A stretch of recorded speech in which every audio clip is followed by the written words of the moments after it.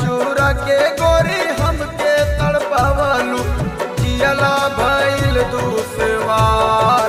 ए गोरी हमरा से काहे नइखे प्यार, ए गोरी हमरा से काहे नइखे प्यार।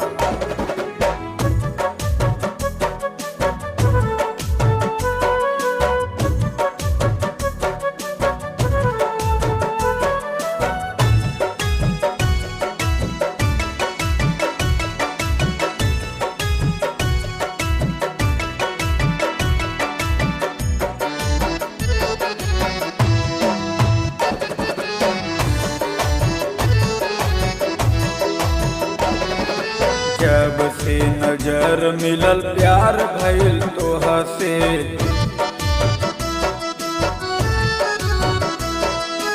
जब से नजर मिलल प्यार भइल तोहा से, मिल खातिर दिल बेकरार भइल तोहा से।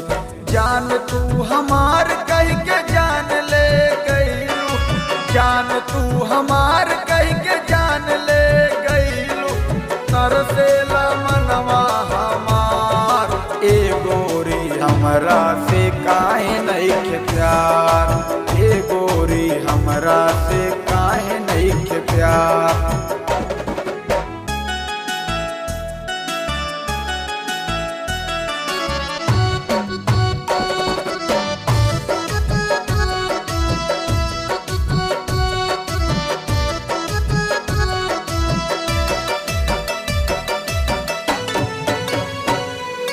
जान हमके छोड़ के तू कहाँ चली गईलू,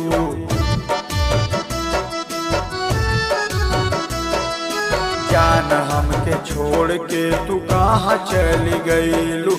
दिलवा में घाव तू काहे हमरा कैलू, बोला करे जा हमसे दूर काहे गईलू, बोला करे जा हमसे दूर काहे गईलू।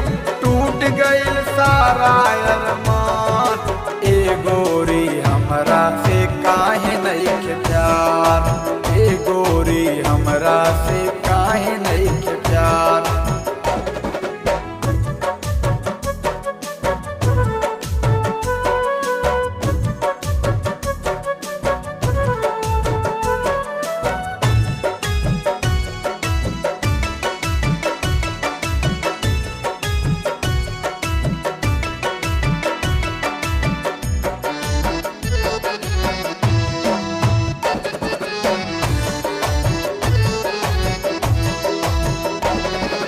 हमरा के छोड़ के तू कैसे खुश रहबू,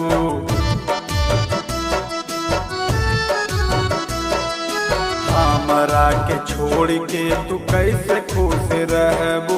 हमरा के जान कह के गैर से का कहबू, अपना रजुआ से दूर काहे गईलू, अपना रजुआ से दूर काहे गईलू। बन के असवनिया के यार, ए गोरी हमरा से काहे नइखे प्यार, ए गोरी हमरा से काहे नइखे प्यार। दिलवा चूरा के गोरी हमके तड़पावलू, दिलवा चूरा के गोरी हमके तड़पावलू, जियला भइल दुश्वार। ए गोरी हमरा से काहे नइखे प्यार, ए गोरी हमरा से काहे नइखे प्यार।